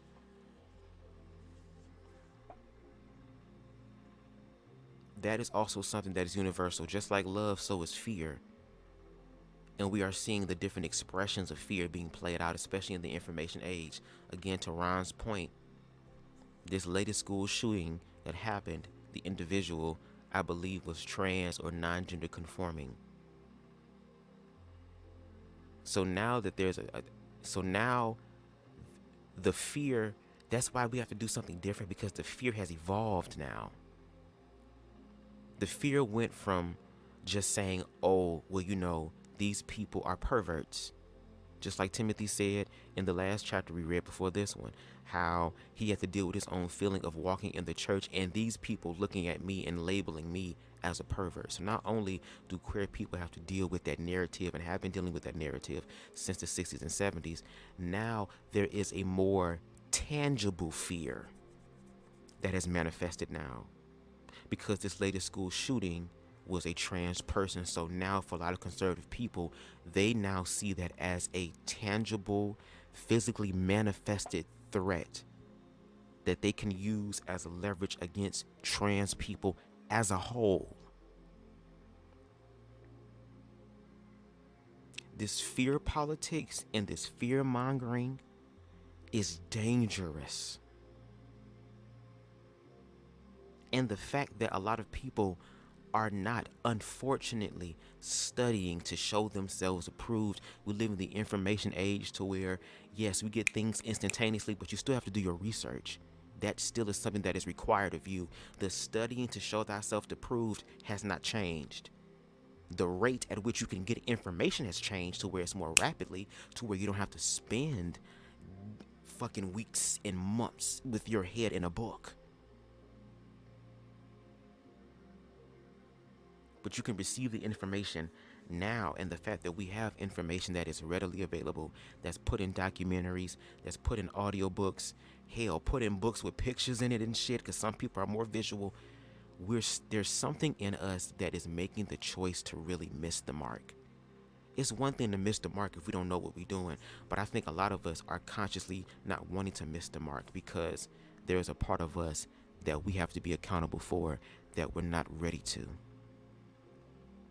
Timothy said something in the previous chapters where he said this whole entire experiment, I thought it was just me trying to find a way to just humanize queer people only. No, this was a way for me to learn how to really ultimately humanize myself so I can humanize queer people and humanize the groups of people, Christians, people who I've seen have hurt people consciously or subconsciously. I've even participated in that, and I feel like me demonizing them would be my way of pushing myself and distancing my association with them when I'm really called to just love and even love them. This love shit ain't for the faint of heart, baby.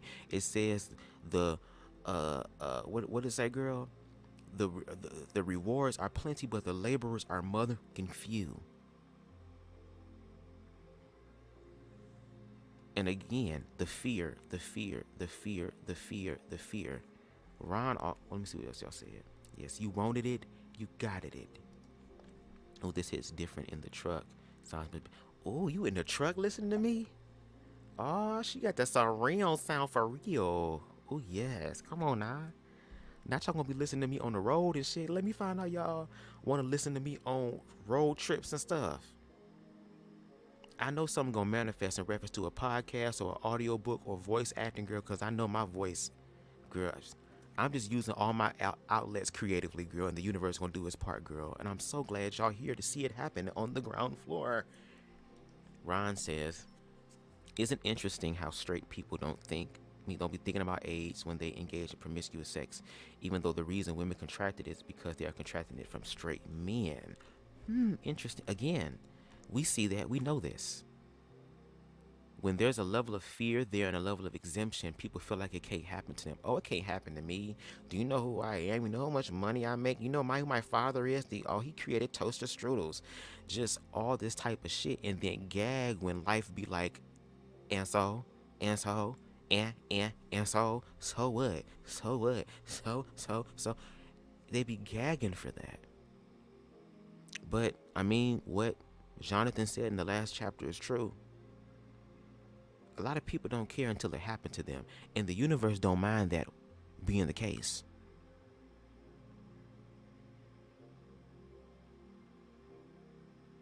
That's why all these people out here you attract, people fear what they don't understand and they hate what they fear on the opposite end, but what you resist will always persist too. So that's why it's like a lot of queerphobic people, they need to face their fear right now, because you'll fuck around and the universe will make sure that LGBT energy is someone very close to you. Could be a child. Hell, it could be your motherfucker partner who was lying to you all this time, girl. Or you just found out. And now you over here drunk as hell, girl. Smoking a blunt, crying and shit, listening to motherfucking Peggy Sue or whatever her name is, girl. I was ready for Mary, Barbara, Susan, and Jane. But all the time it was Bill who was creeping with my man. Girl.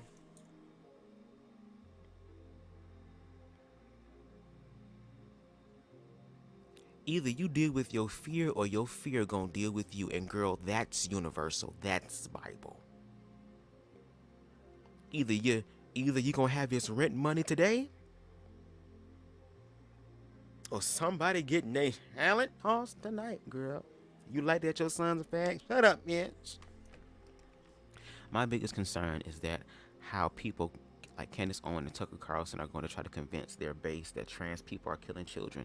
It's only going to motivate some of their supporters to ambush with violence. And that's why for LGBT people, they need to know how to protect themselves, because we got to do something different. They doing something different now. The shit has changed, girl. It's changed now. Now they have literally manifested a tangible fear. And the gag is that that's all they need, girl. And when I say this, girl, I'm not trying to fearmonger, girl. I'm just open my mind to all possibilities, because, girl, I've learned to never say never, girl. Girl, we are not exempt from anything. I don't have that mindset. But all it takes is one. And like I said, when I did on TikTok and the live that I privated, when I was trying to create a safe space to have a conversation about what's happening over in Uganda, and I read the article for the people who are literally over there on the ground floor in Uganda, girl, and how the same talking points that are being said about queer people today are being said over there, and the whole ex-gay movement has now transitioned over there, and how it only took one case of an individual saying that they've been sexually abused by somebody that's LGBT, that now that bill was drafted and being considered and possibly is going to be passed and put into law. All through the narrative of fear. And now that we done had this damn school shooting and have gay, and now conservative people have literally, physically manifested their fear tangibly to help substantiate the fears anyway that they had, and say, oh, here it is, that's true, and don't give a fuck, girl. Ain't gonna be no context, ain't gonna be no nuance. Now y'all talk, they're killing the that's it.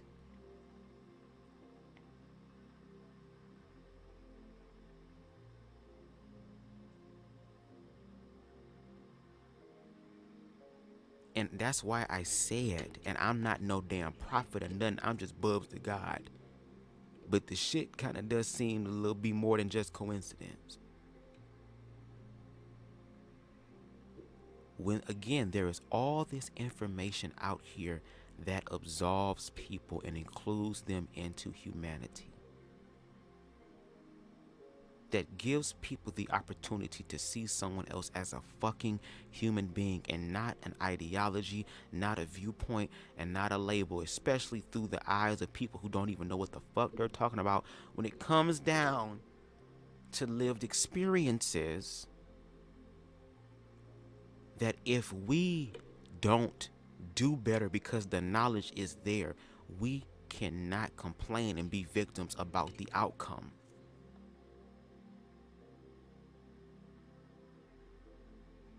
And when it comes to that stuff, I really want to be wrong. I really want to be wrong about the fact that there are people out there who want to hurt queer people. I want to believe and have and be considered a liar when it comes down to the fact that there are people out there who are going to use their religion as a way to justify their hatred, especially now with these religious laws being put into place that helps to strengthen people's fear and say, oh, well, this is my religious belief and the government supports me. And I'm aware of that. But I want to be wrong so bad. Like, I want for BubzDaGawd to get on his live and be like, Bubs, like, cuss me out. Like, crack my face. I want people on motherfucking TikTok to read me for motherfucking filth because of how wrong and how delusional I was to believe that, and that people do actually care about queer people, and that people actually do educate themselves about queer people, and that it's the queer people that are being victims and going crazy. I want to believe, I want to be wrong.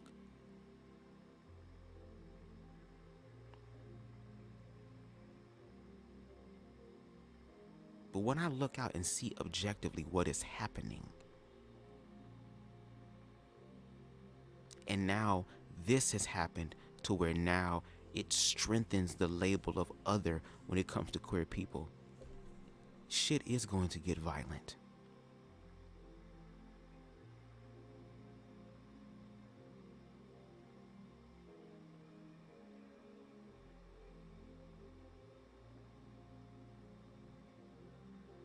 That's the part that I want to be wrong about it getting violent.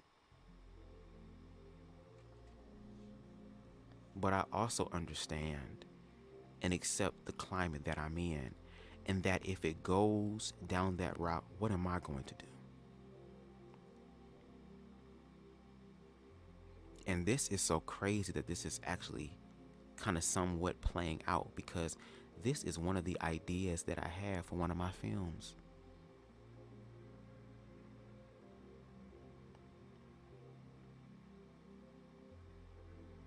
Queer people navigating through a world where people can literally murder you and it be justified.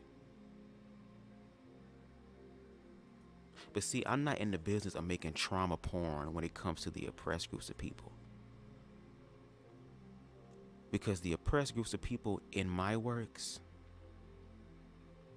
baby, when I tell you karma shows up and it's on their damn side, but on their side for a while.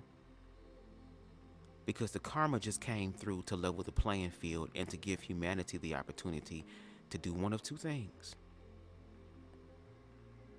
To either find a way to work together and nurture and love humanity, or we all gonna fucking burn. And baby, the motherfucking spiritual, supernatural brutality and blood and all type of just woke shit in it, girl.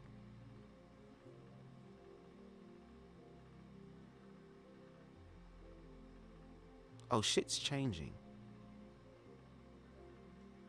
But that changes for everybody.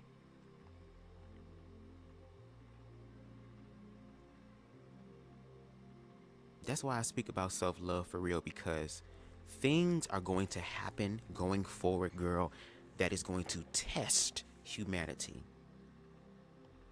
to the point that there are going to be some people who whose minds are literally going to break trying to process what is happening. Just like those people did inside those gay nightclubs, just like those children did in all of the school shootings that have happened.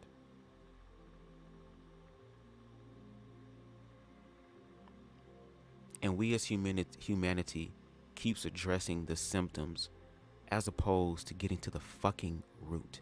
Not understanding and realizing that once we get to that root, girl, everything else will fall into place.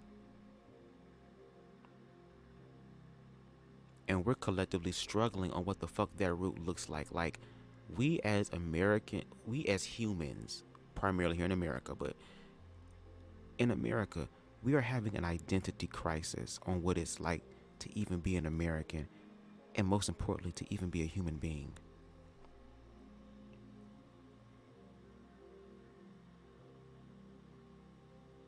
To where you have people on all sides of the spectrum.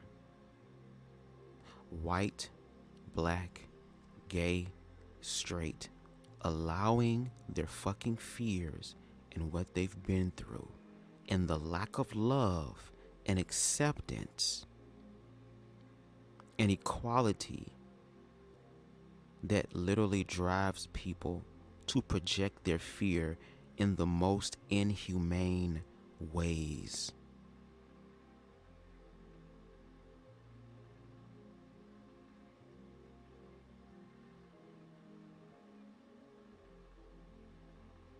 The scriptures in the Bible say that we wrestle not against flesh and blood, but against principalities, spiritual wickedness in high places.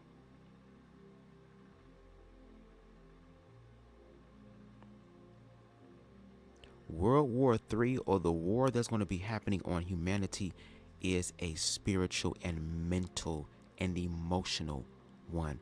There are many different forms of warfare. It's not just physical.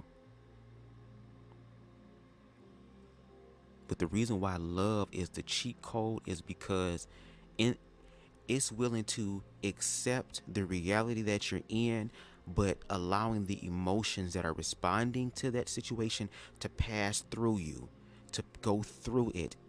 All the while, it's some superhuman shit, but we all have the capacity to do it. All the while loving yourself through it. I'll give you an example. Me growing up, there were plenty of times where financially the money wasn't there. There's been times, not a lot, thank God, but a few times we've had our power cut off in the middle of winter.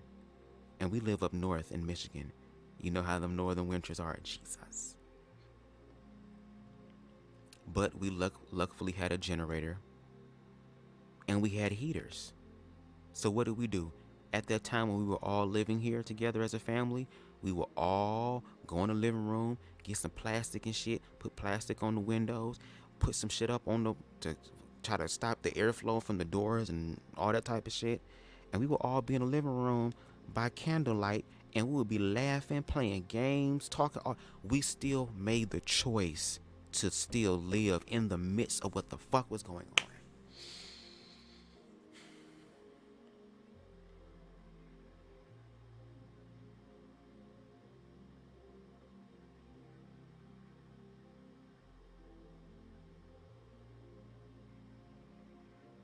That's why I'm so grateful and I'm aware to be where I am right now. As small as it is, as novice as it is, as entry level as it is, I'm just glad that I'm aware, finally, after 31 fucking years, that I am aware of who I am. I am aware of my surroundings. I am aware of my current reality. I am aware of my emotions. Now, because I'm become more mentally and spiritually and emotionally aware, I'm able to be more cognitive of my thoughts, to influence my thoughts, to have my emotions strengthen my thoughts, to want to put it into action. And that same awareness is in all of us. But these labels prevent us from doing that. But at the end of the day, love has already won the war. All this symptom shit is just temporary battles that hoes have won. But they haven't won the war because the war already been won. That's why at the end of the day, anybody can be included in the winning side because it's love, it's unconditional.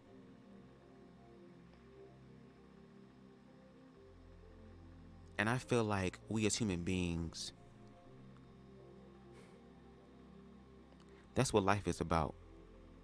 Learning what unconditional love really is in all of its darkest, deepest, nastiest, vilest expressions, to find love there somewhere.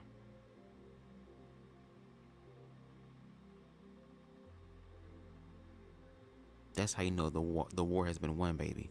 Because no matter where you look, even in this temporary loss of battle, girl, I still won.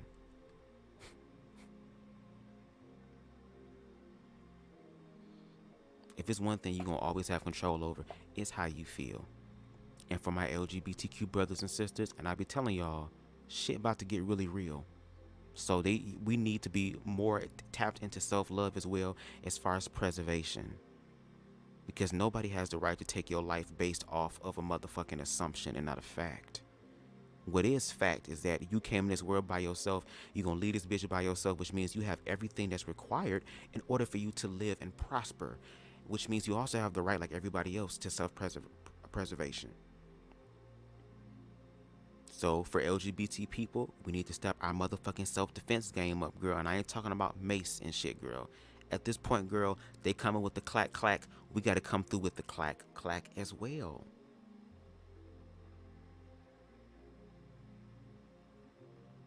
Because there are people in the world right now who is ready to do quote unquote God's work by trying to remove LGBT people off the face of the earth.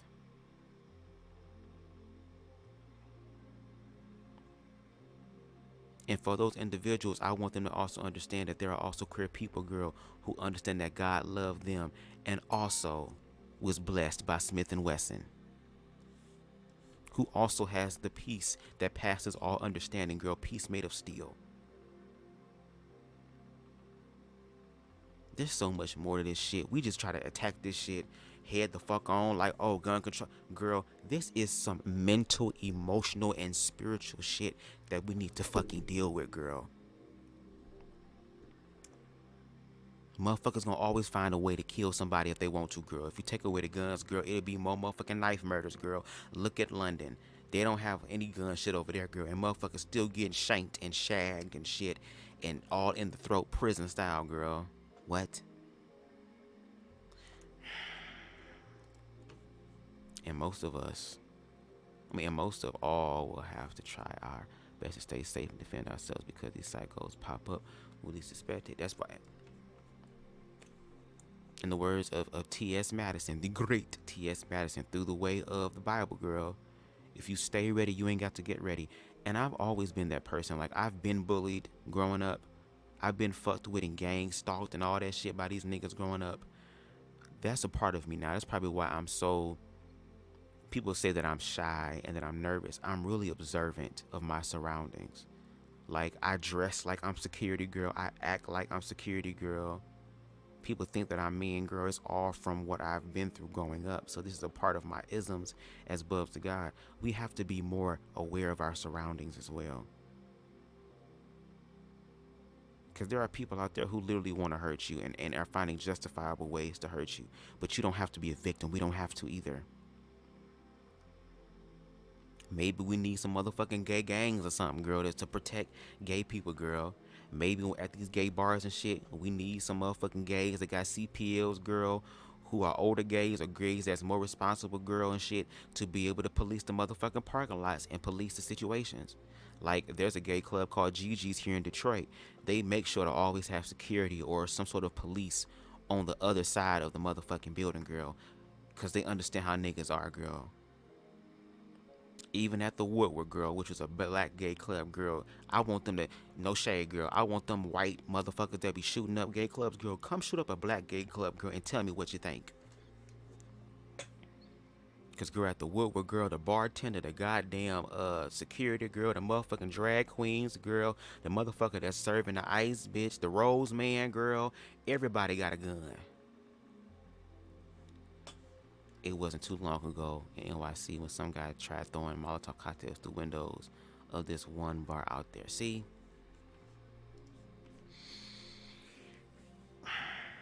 At the end of the day, love yourself. Love yourself. Make sure you're good. Make sure you're good. Above all things, make sure you're good, because the world is having a mass awakening. The world is having an ego death. Collectively, it's starting to happen. It's been happening for a few years now, but collectively, I think 2020 kind of pushed everybody over the edge when it came down to that. That's why they want to try to go back and quote unquote make America great again, girl, because that was the time where they felt like they were somebody. They don't know what equality feels like. When you've had privilege for so long, equality seems like an attack.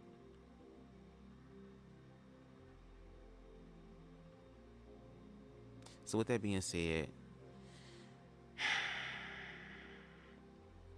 LGBT people, learn to protect yourself in defense, not offensively. We're not on the offense. We're not them. We're not walking around with the characteristics of Satan, girl, going around to steal, kill, and destroy, and to seek who you can devour. You use your weapons as a last resort, girl, and in protection, because that's how the universe actually acknowledges that without any sort of karmic backlash, because now you're being attacked and you're defending yourself. And defend yourself like you lost your mind, girl. Help change some of these headlines. If there's any group of people within the community that I'm more so afraid of, it's my trans and non-gender conforming brothers and sisters, and especially those of color. It's the time for LGBT people to start being their own brothers and sisters keepers in this shit. For real. For real. For real. But y'all, I'm on planet Earth with y'all, so we gonna see how all this shit play out, girl. All I know is that my ass gonna be high the entire time, girl. No shade. Cause bitch, if the end is on its way, girl, I'm gonna get to decide how the fuck I respond to the end, girl. And I'm gonna be responding, girl, with 18 blunts and 4 edibles, girl, at this point, girl. But anyway, thank y'all for coming through for yet another read through of The Cross in the Closet, y'all. We have made it to part 4, so we only have, I want to say, anywhere from 6 to 8 chapters left, and then we are officially done with The Cross in the Closet read through. Again, shout out to Timothy Kurek. Shout out to B Slade. Shout out to everybody that came through. Please make sure you hit the like button. You ain't got to subscribe if that's not your tea, and that's okay. I'm not everybody's cup of tea, but you can at least hit the like button, girl. You ain't got to be a hating ass bitch all your life, girl. You can do your Christ work, as simple as that, to help this channel get up in the algorithms. But if you feel compelled by the Lord, okay, if you feel compelled by Spirit to donate, okay, my Cash App is at the bottom, girl, because like I said, I've been giving and giving and giving and giving and giving and giving and giving and giving. I've been doing giving for 31 years, girl. Going forward, girl, I'm giving and receiving. Amen. I'm versatile when it comes down to my gifts. Praise the Lord, girl. I give and receive. I take too. Amen. Praise the Lord. So, Cash App at the bottom if you feel compelled. That's only if you feel compelled. Shout out to everybody who came through on the chat. Shout out to Ron. It's always good to have you in the building with your comments. I love the engagement. Shout out to Queen Donna B, who inspired me to get back on this book read through. Shout out to Queen Spicy, who was always on it. Yes, you wanted it, you got it. Okay, and shout out to everybody else who came through, in the bushes lurking or whatever, or in in the future. Just thank you. I appreciate you so much. And I'm going to leave you with our outro theme song, which is entitled Tears by B Slade. It's a cover, and I play that to just remind people, even those who are in the closet, just I'll say to those who are struggling with fear, those people who are struggling with fear and don't feel like, or don't know where to go, and feel like there's nowhere else to go.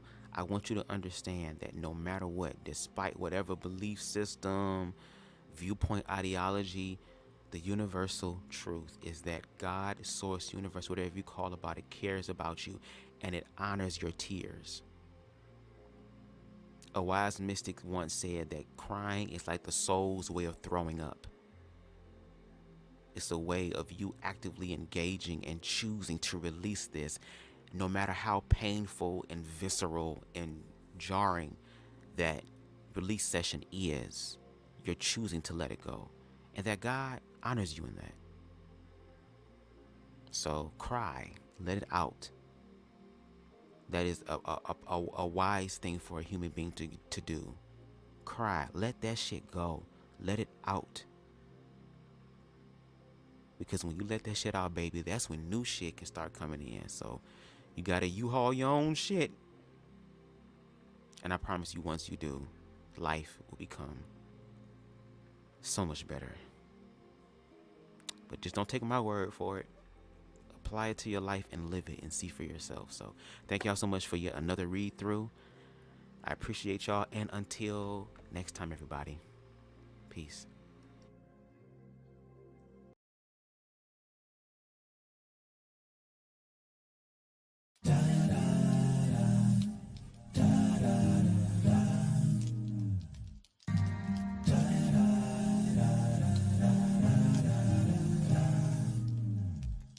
Feeling so lonely, feeling so down when you need someone.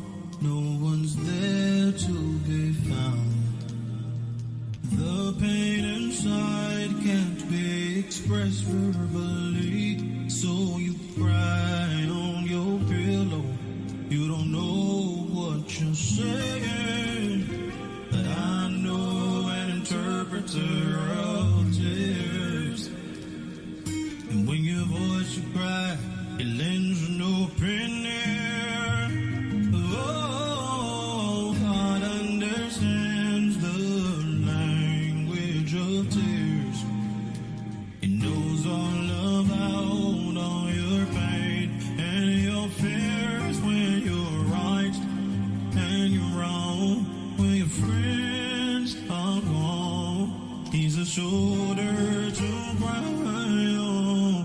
God understands your tears. You can't keep it bottled inside, so just let it out. In God you confide. That's what He's there for. He knows all your pain. It's alright to cry. Trouble come in the morning, but I know interpreter of your tears. When your voice will cry, there's an open ear. Oh, God understands the language of tears. He knows all about all your pains and your fears when you're right and you're wrong, when your friends are gone. He's a shoulder to cry on. God understands your tears. He understands the language of tears. Oh, the language of tears. Not crying so many tears when you're right and when you're wrong, when your friends are gone. He's a shoulder to cry on. God understands your tears.